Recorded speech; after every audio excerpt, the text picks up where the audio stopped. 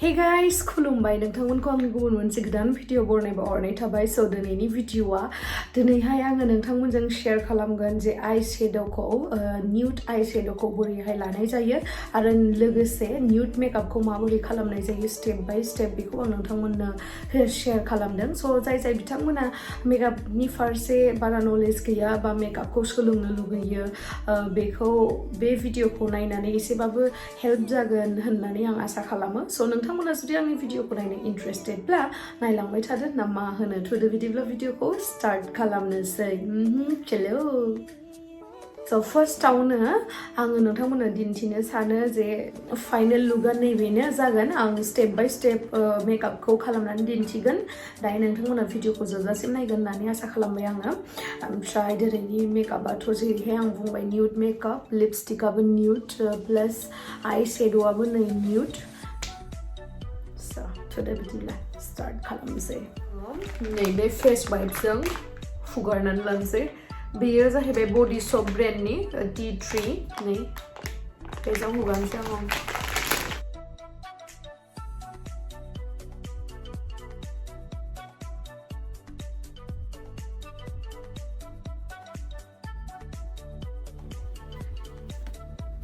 vitamin C नैबेखौ आखायावहा होना लाबाय आङो बिदि ओमफ्राय बेखौहाय आङो देब मोसुनावहाय फुनगोन बे बुस्थुआ गोखाथार ओमफ्राय दायो बे भिटामिन C खौ फुनखांनानै दसे थानांगौ आरोना बिदि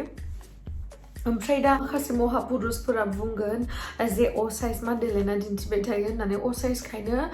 देलायो आरो देलायनो गोसो दङ बेखायसो देलायो ओमफ्राय मा होनो सोरबा सेंग्राफोरनो साइज दिन्थिनो बा सोरबा मानसिफोरनो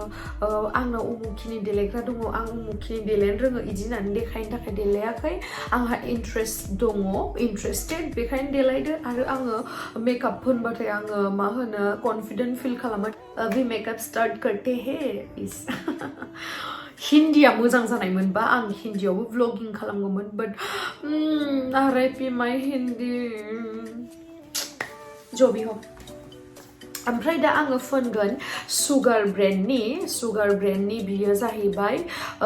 प्राइमिं मयस्चराइजार देट मिन्स मा बेजों प्राइमारनिबो खामानि होयो ओमफ्राय आरो मयस्चराइजारनिबो खामानि होयो मोननै एक गली में दो शिकार होनो बाराद्राय गबाय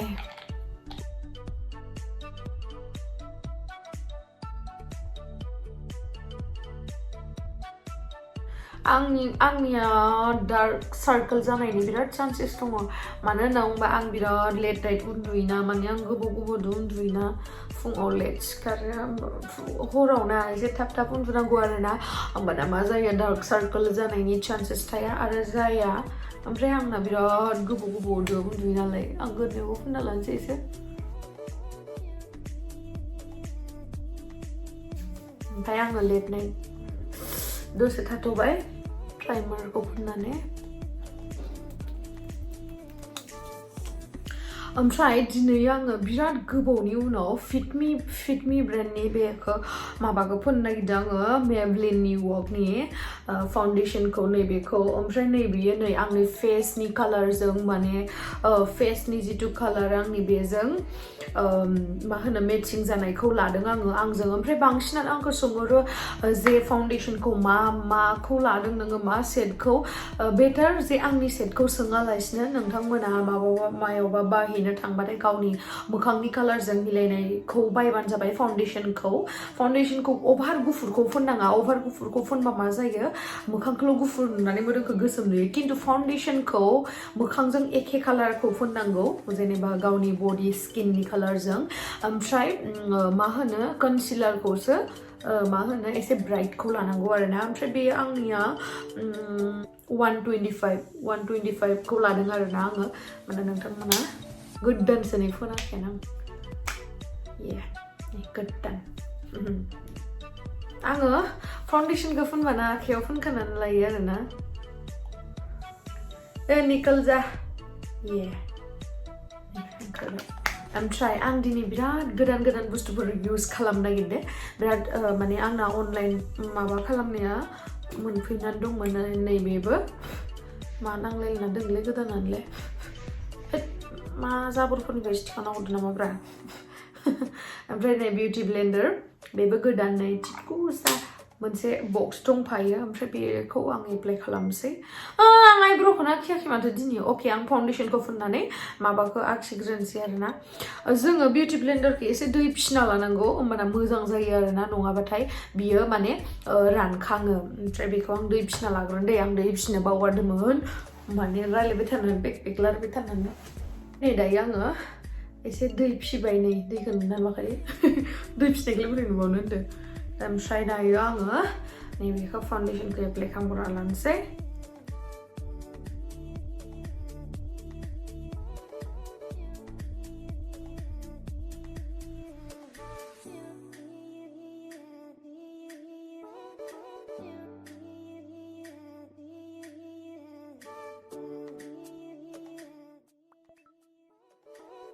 नै दायो आङो फाउन्डेसनखौ एप्लाइ खालामखांबाय दायो आङो आइब्र'खौ ओरैनोबाथ' आङो फार्स्टआवहाय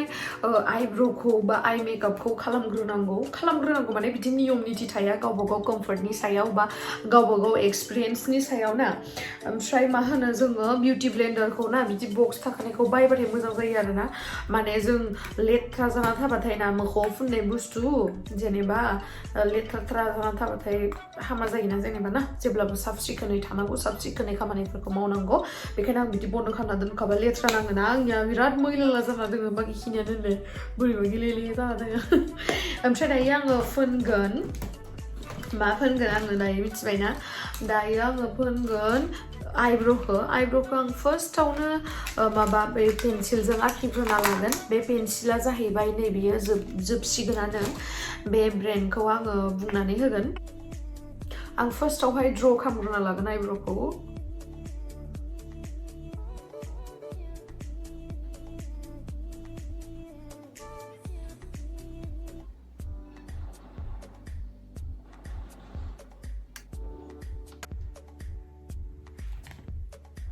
फार्स्टआवहाय आङो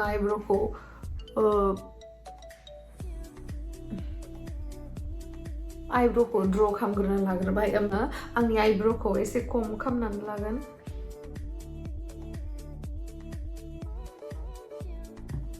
ओरैनोथ' आंनि आइब्र'आ जाबायमोन रेडि बाट आङो एसे लं लास्टिं थांनायनि थाखाय नैबे बडी शपनि बे माबाखौ फुनगोन आङो नैबेबायदि थायो बेयावहा ब्रासआ थायो ओमफ्राय इयो जेल आरोना बे जेलखौ एप्लाइ खालामगोन आङो एसे गोबाव थायो ओमफ्राय बे शेडआ जाहैबाय डार्क ब्राउन ओमफ्राय एसे गोबाव थानायनि माने आङो होनदो आरो नङाबा बे पेन्सिलजों आखिनाया बारा गोबाव थायाना बेखायनो बेखौ फुनबाय आरो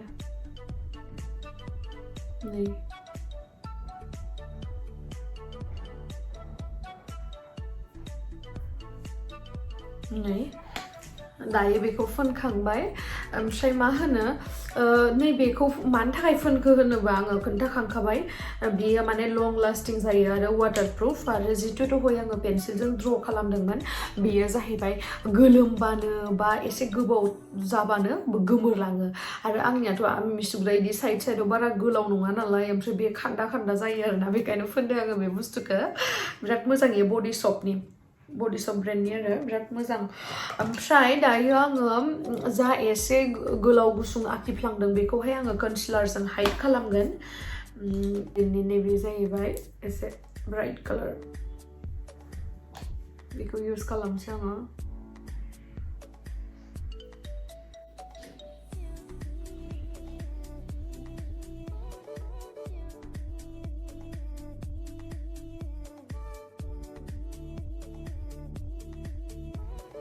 almost completeआनो जाबाय नै ओमफ्राय दायो बिउटि ब्लेन्डारजों ब्लेन्ड खालामगासिनो आङो कन्सिलारखौ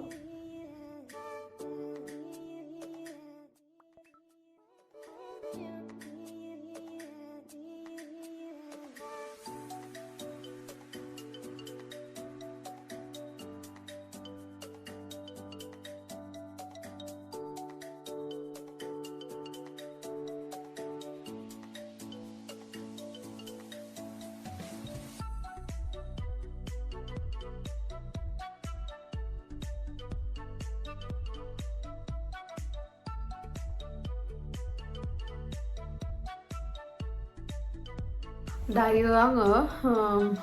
बेखौ ब्लेन्ड खालामखांबाय नालाय ओमफ्राय दायो जलि जलिहै आङो बे सुगारनि कम्पेक्ट पाउडारखौ इउज खालामगोन नैबेखौ ओमफ्राय आङो PSC ब्रेन्डनि बे पाउडार ब्लेन्डिं ब्रासखौ अर्डार खालामदोंमोन नैबेखौ बिराद सफ्ट बियो बहुत बरिया आं इउज खालामखांबाय बेखौ दा आङो फोननानै लानोसै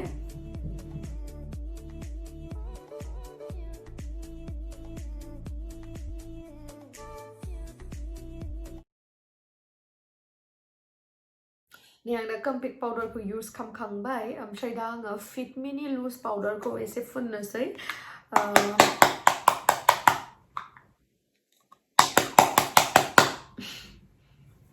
बेखौ फुननानै लानोसै आङो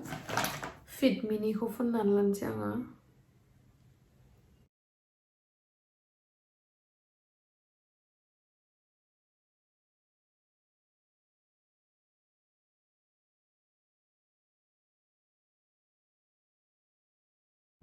एसे इयाव फुननानै लाबाय आङो पाउडारखौ स देट आइ शेड' फुनबाथाय गाज्रि जाया ओमफ्राय आङो नैबे PSC नि गोदान ब्रास अर्डार खालामनाया सफैबाय PSC ब्रेन्डआ बिराद मोजां आइ शेड' ब्लेन्डिं ब्रास आरो मा होनो जिखुनु PSC नि प्रडाक्ट फाउन्डेसनफोराबो मोजां आरो नोंथांमोनखौ आङो PSC नि फाउन्डेसननि रिभिउखौ थाबैनो लाबोनो नाजागोन बेखौ आङो दायो मेगन आइ शेड' फुननायावहाय लानोसै आङो दिनै माबायदि आइ शेड' बानायगोन आं गावखौनो हमना मोनाखै जिखुनु बानायनोसै आङो मोनसे न्युड लुक आङो न्युड मेकआप बिराद मोजां मोनो दायो आङो नैबे HD प्रफेशनेल आइ शेड'निफ्राय मा कालारखौ लागोन आङो फार्स्टआवहाय आङो एसे नैबेखौ लागोन आङो एसे ब्राउन टाइप एसे अरेन्जि टाइप नैबेखौ जेब्लाबो जोङो आइ शेड' फुनबाथाय जोङो नै जेनेबा बे सेटखौ लाबाय दा ओमफ्राय एसे इदि खालामनांगौ ओमफ्राय एसे फोननांगौ आरोना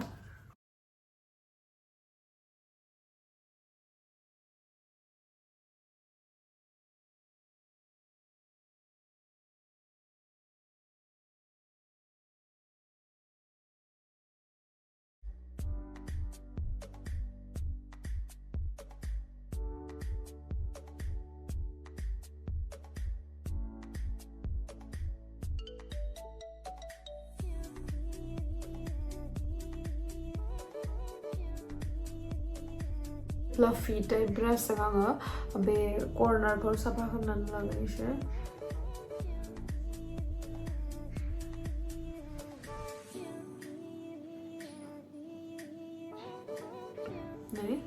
ओमफ्राय दायो आङो एगेन नैबे ब्रासखौनो लानानै आङो मा कालारखौ फुनगोन दायो नैबे कालारखौ फुनगोन आङो एसे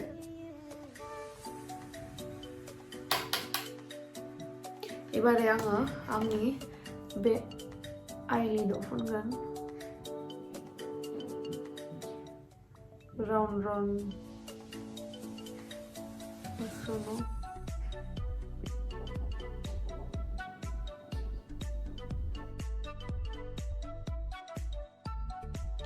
ओमफ्राय आङो गुबुन मोनसे ब्रास लानानै दायो नैबे कालारखौ फुननानै ओमफ्राय आङो एसे सिगांनिखौ एसे ब्राइटखौ लुगैदों स' आं बेखौ फुनगोन बे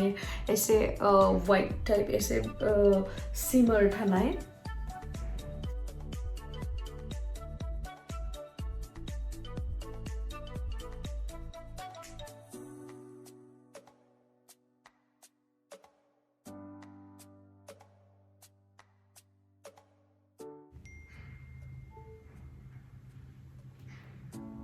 एसे वाइट कालारखौ लाबाय आङो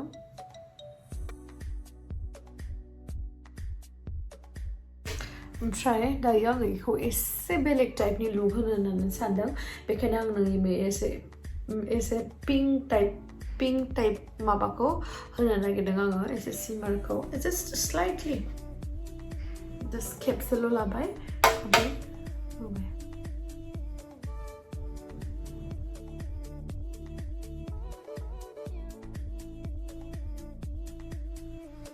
नै जस्ट एसे पिंक टाइपनि आरो जस्ट ओरैनो एसे नैबे एसे जिं जिङावहाय एसे पार्पल शेडखौ फोनगोन नैबे ब्रासजों नैबे कालारखौ फोनगोन आं नैबेखौ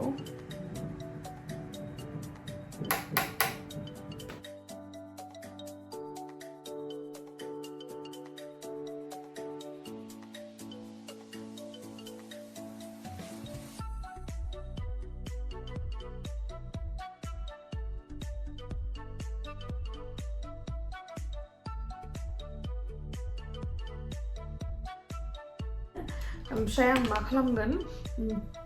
नैबेबायदि फिसा ब्रास मोनसे लानानै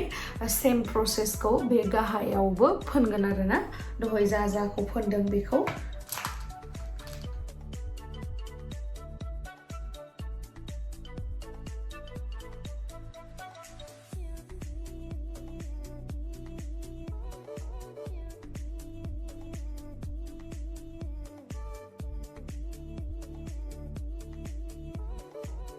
बेनि उनावहाय आं फोनगोन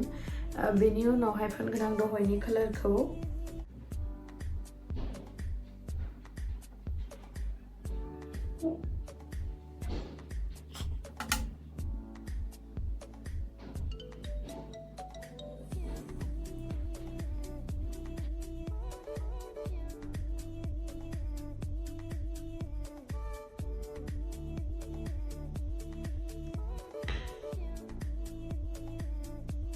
दायो आङो यूज खालामगोन सिगाङाव फोननाय गुफुर कालारखौ एसे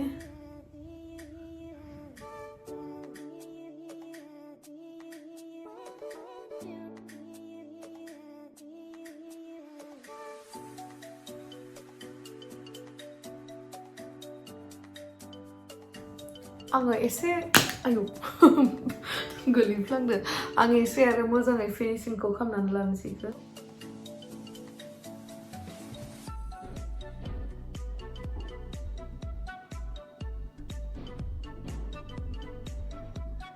मास्काराखौ यूज खालामगोन बडी शपनि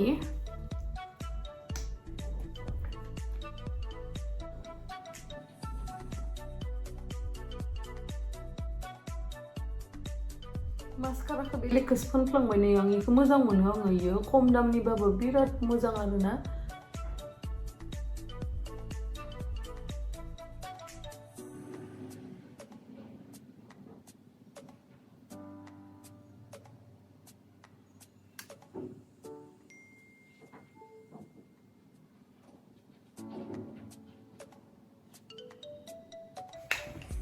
कन्टूर खालामग्रोनोसै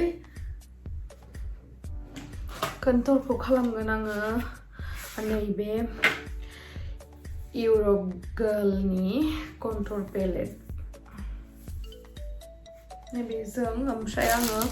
यूज खालामगोन PSCनि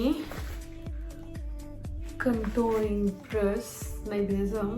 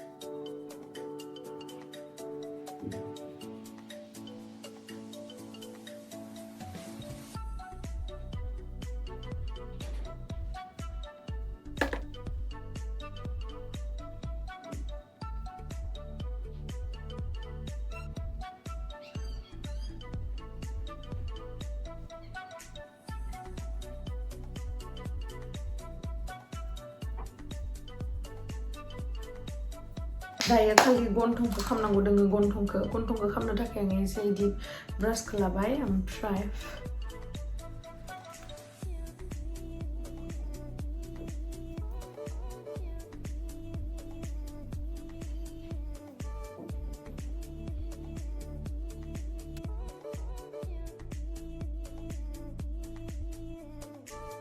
दायो जोङो फोनगोन मा होनो ब्लासार आं दिनैहाय ब्लासारखौ ब्लासारखौ फुनगोन आङो सुगार ब्रेन्डनि नै आं फोनाखैयानो खेबसेबो नै बेखौहाय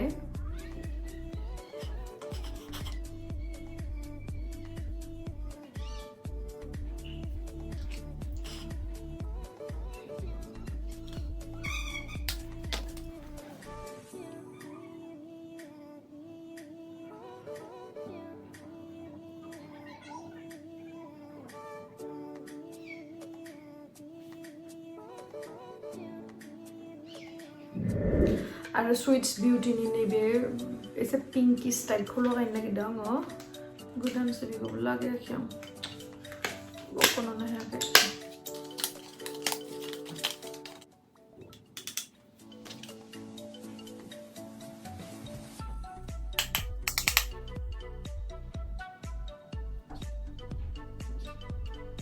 ओके दायो आं फुनगोन फेसेस ब्रेन्डनि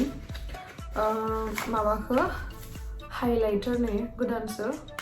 जोब्बायमोन नै बेबायदि टाइपनि आरोना एसे गोल्डेन टाइपनि हाइलाइटखौ फुननोसै नै बेबायदि ब्रासजों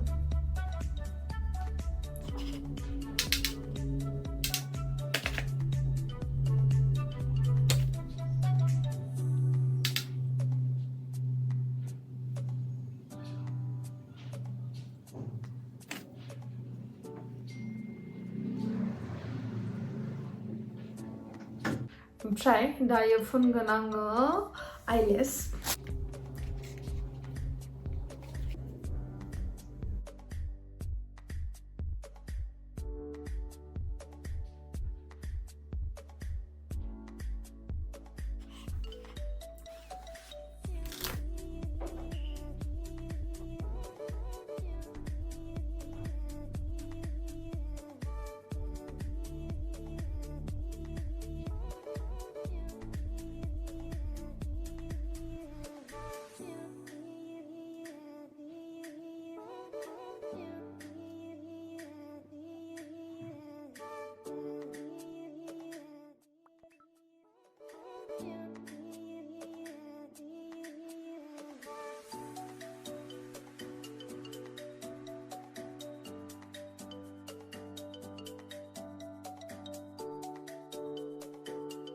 दायो फुनगोन आङो लिपस्टिकखौ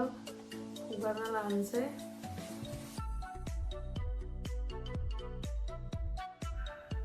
गाहायनि गुस्थिया आंनिया मोजाङैनो दंथ'यो एसे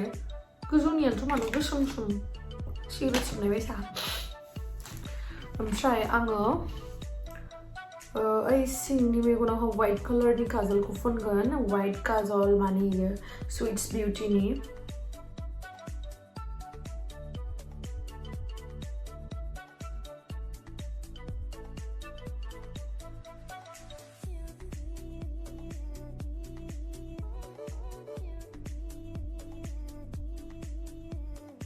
जायाखै दे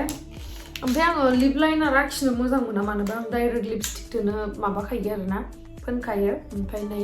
आंना लिपस्टिकआ बडी सप नङा माने फेसेसनि सरि बडी सपनि होनना सानदों आङो फेसेसनि बियो ओमफ्राय आं लिपस्टिकखौ फोननोसै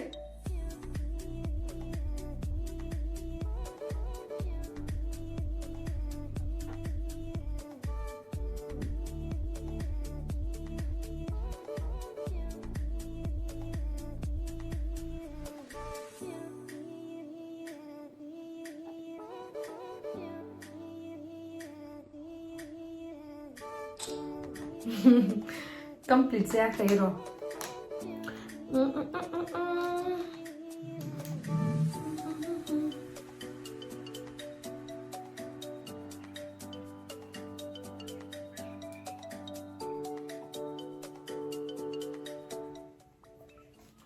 मालाबा जुदि लिपस्टिकखौ जुदि फोनफ्लाङोबा बुरजाद्राय माने नांलाफ्लाङोबा कन्सिलारखौ लानानै बा फाउन्डेसनखौ लानानै नैबेबायदि ब्रासजोंहाय कन्सिल खालामनो हागोन आरोना अब्लाना मोजां नुगोन साफा नुगोन ओमफ्राय दायो आङो फोनगोन पाउडार इउज खालामगोन आं आंनि आइब्र'आवहाय फिनिशिंखौ आरो माइबाफोर बाखि दं माइबाफोर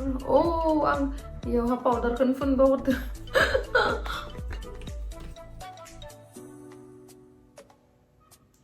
आंनि मथेथ' आङो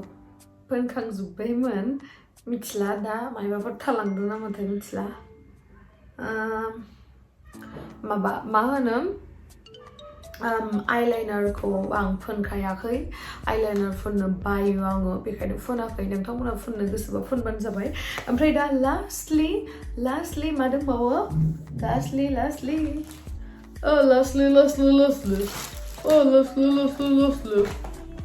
लास्टलि लास्टावहाय फुनगोन आङो स्विट्स बिउटिनि मेकआप फिक्सार स्प्रे बे स्प्रेखौ लाबाथाय लं लास्टिं जागोन मा होनो गोबाव थागोन आरोना मेकआपआ नै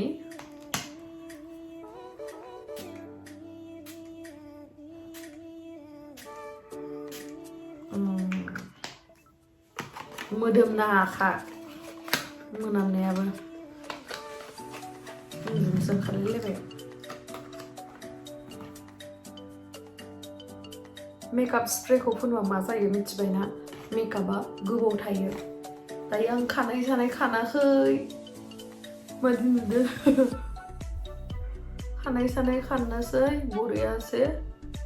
ओमफ्राय नोंथांमोनजों आरो फैफिनबावगोन